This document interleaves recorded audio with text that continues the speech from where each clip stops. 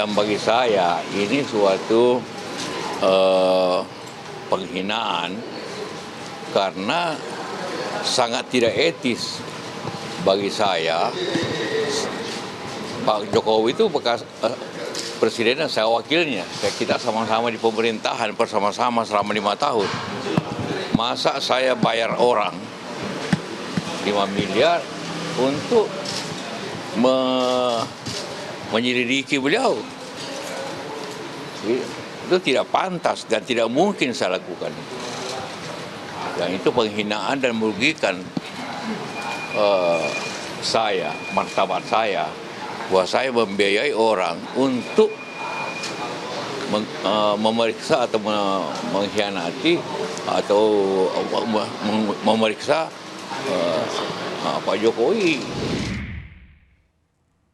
Saya masih bersama juru bicara Wakil Presiden ke-10 dan ke-12 Yusuf Kala, Hussein Abdullah, dan Ketua Umum Projo Budi Ari. Tadi Pak JK bilang itu penghinaan dan merugikan. Saat back to juga konferensi pers, ada 3 isu yang dibahas. Salah satunya ijazah, jadi ada soal ijazah, soal ceramah di UGM, soal tudingan kredit puluhan triliun. Apakah soal ijazah ini yang paling mengganggu Pak JK? Saya kira hampir sama semua ya. Jadi tadi kan Pak JK mengatakan saya terhina saya. Maksudnya itu dia kok seolah-olah menikam dari belakang Pak Jokowi yang selama ini beliau hubungannya sangat baik. Terus ada yang posting itu yang kontennya beliau jadi bohir di situ, memberi dana 5M. Wah, itu saya tidak ini katanya, masa saya gituin Pak Jokowi, kan tidak mungkin saya. Ya. Jadi itu tidak nyaman dia sebagai orang Bugis, tidak ada karakter-karakter begitu Pak JK. Makanya untuk mengklirkan ini, itu dia melaporkan sekalian biar dibuktikan. Karena kalau sekedar membantah saja mungkin tidak cukup buat dia, apalagi ini kan levelnya presiden ini Pak Jokowi dan dia wapresnya. Hubungannya sangat baik.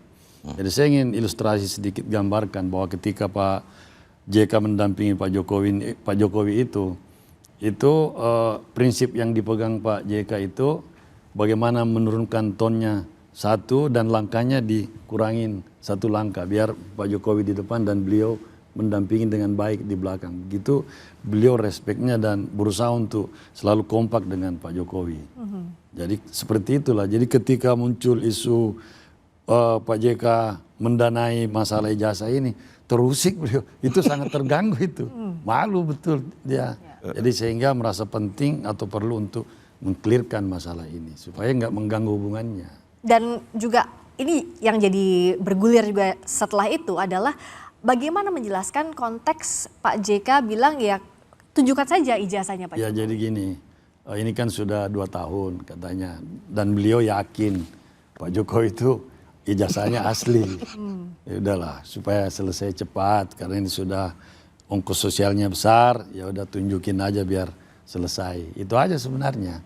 Tidak maksa juga, istilahnya terserah Pak Jokowi bagaimana mengambil kesimpulan atau punya pikiran sendiri, kan masing-masing berbeda. Tetapi Pak JK kan biasa memberi saran, mungkin udah biasa kan sebagai kolega, ya tunjukin aja Pak biar selesai, kira-kira gitulah. Nah habis itu muncul banyak masalah juga ya, utang tadi diungkit-ungkit. Yang sebenarnya utang ini kan perusahaannya sehat, berkembang. Jadi kalau grup itu udah 75 tahun Pak, udah masuk generasi keempat. Dan secara kontribusi secara nasionalnya itu sangat support ke negara atau pemerintah. Lapangan pekerjaan bisa ribuan, mungkin 20 ribuan, saya tidak, tapi sekitar itu. Jadi besar. Kemudian proyek-proyek yang dikembangkan itu asetnya nilainya tinggi, hampir 70 T. Jadi kalau utangnya 30 atau mungkin di bawah, itu kan sehat semua, tidak pernah terlambat. Tidak ada itu sejarah kalau grup itu kredit macet, tidak ada. Yang ada tiap tahun perusahaan ini mendapatkan penghargaan sebagai pembayar pajak teladan. Dan kalkulasi Pak JK dengan running perusahaannya sekarang ini, itu memberi income bunga kurang lebih 3 T setahun ke bank-bank himbara, bank-bank pemerintah, BNI, Mandiri, BRI terutama. Nah, dan ini juga kenapa bank-bank pemerintah Seolah-olah Pak JK sudah dibantu pemerintah, sebenarnya tidak saling menguntungkan ini urusan ini. Jadi lebih banyak aspek nasionalismenya sehingga Pak JK memilih bank-bank pemerintah. Dia tidak menggunakan bank swasta, tapi uangnya lari ke pemerintah lagi setelah diberi pinjaman untuk mengembangkan usaha. Itu keuntungannya diraup oleh pemerintah juga atau bank-bank pemerintah. Jadi kita tumbuh bersama dari sisi itu. Nah, kemudian yang dikembangkan itu kan listrik, pembangkit listrik tenaga air lebih dominan. Sekarang kalau tidak salah ingat antara 1.500 sampai 1.600 megawatt. Itu di Sulawesi, di Kerinci sana, itu sangat membackup kegiatan ekonomi di sana. Anda bisa bayangkan sekarang kan Pak Jokowi dari masa pertama periode 1-2 itu aktif menyuarakan soal hilirisasi industri. Nah kalau tidak ada listrik gimana caranya? Harus ada listrik. Jadi Pak JK kecewa betul soal ya dengan mengungkapkan utang segala macam ini kan ini kok bisa sampai di situ dan dipelintir seolah-olah beliau mengambil uang negara atau merugikan negara. Padahal tidak seperti itu, justru sebaliknya. Kalau grup ini menguntungkan negara sebenarnya dari banyak sisi. Apa yang dilakukan Pak JK setelah kecewa begitu? Ya, memberikan jawaban klarifikasi yang kira-kira supaya dapat diterima secara akal sehat. Bahwa ini tuh manfaatnya bukan buat keuntungan pribadi, tidak. Ini untuk pengembangan usaha dan di situ kreditnya sehat. Tidak ada masalah di situ. Berhenti diklarifikasi cukup Pak Uceng? Ya sebenarnya cukup kali ya. Atau bank sendiri mau memberikan penjelasan ya silakan aja. Lebih bagus. Apa Pak JK menuntut pihak bank untuk menjelaskan ini? Saya lihat dia udah cukup mungkin memberikan penjelasan. Dan ya saya baca juga respon masyarakat ya berubah kan. Lebih paham.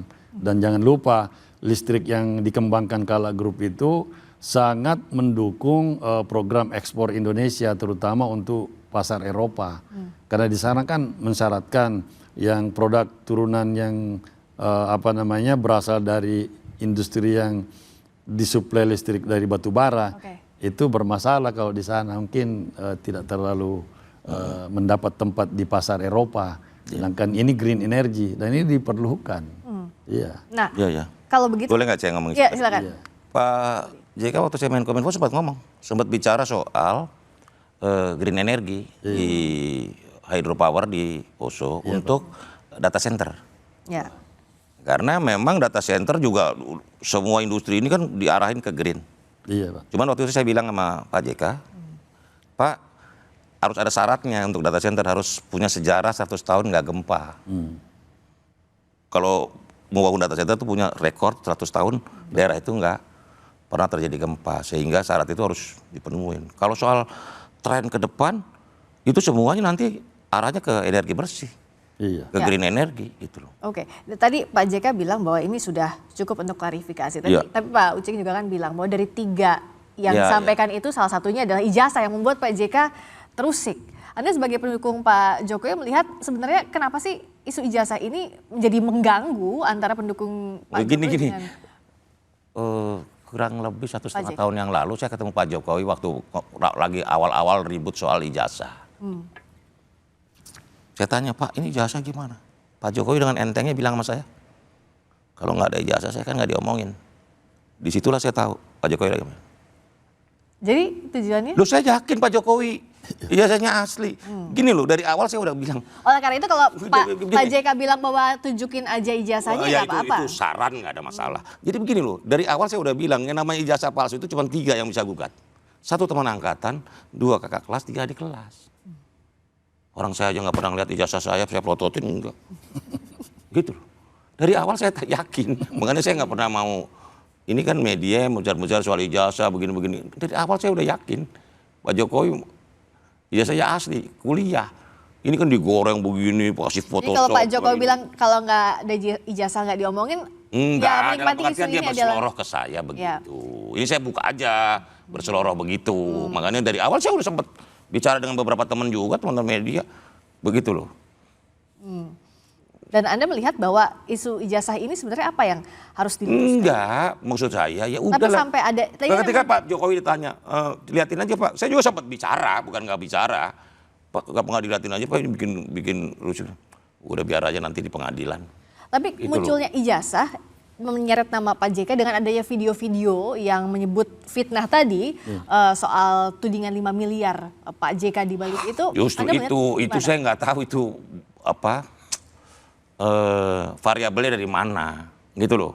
Tiba-tiba ada bumbu peledak nih, ini biaya Pak JK untuk menggarap soal ijazah Pak Jokowi. Walaupun Pak Jokowi juga sempat curiga, ini kok ijazah ini kok panjang amat tenaganya ya, gitu loh.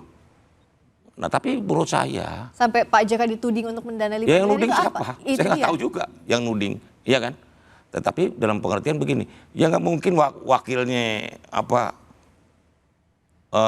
nggak yakin pasangannya.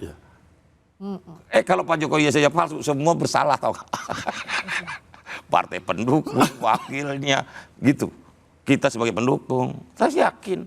Bahkan temen yang antar ke KPU itu berkas-berkas Pak Jokowi juga yakin kok. Cuman dia nggak mau komentar aja. Nggak, udah biar aja lah ini isu. Menurut saya memang isu soal ijazah ini udahlah diakhiri saja lah. Begitu loh. Nanti pengadilan dibuktiin. Tapi Pak Jokowi kan janji. Nanti mau tunjukin ini di pengadilan. Begitu loh. Tapi kalau laporan ke Rismon Sianipar, ya meskipun mereka sudah membantah bahwa itu videonya AI, buatan AI. Dia udah bantah juga yang tuduhan itu. Tidak menyebut nama Pak JK. Nah ini laporannya tetap jalan atau enggak, Pak Uceng? Bantahannya itu Rismon kalau tidak salah dia mengatakan bahwa itu AI. Dia tidak membantah isinya, membantah bahwa ada AI. ada dukungan dana 5 miliar. Yang Kalau intinya kata kan kuasa di situ. hukum Rismon Sianipar bilang bahwa tidak pernah, itu olahan AI semua, Rismon tidak pernah sebut nama Pak JK. Satu, kedua,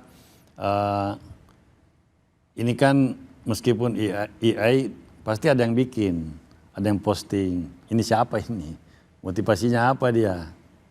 Nah itu kan tetap aja kurang menyenangkan dan menyeret-nyeret orang dengan mudah, apalagi antara Pak JK dengan Pak Jokowi.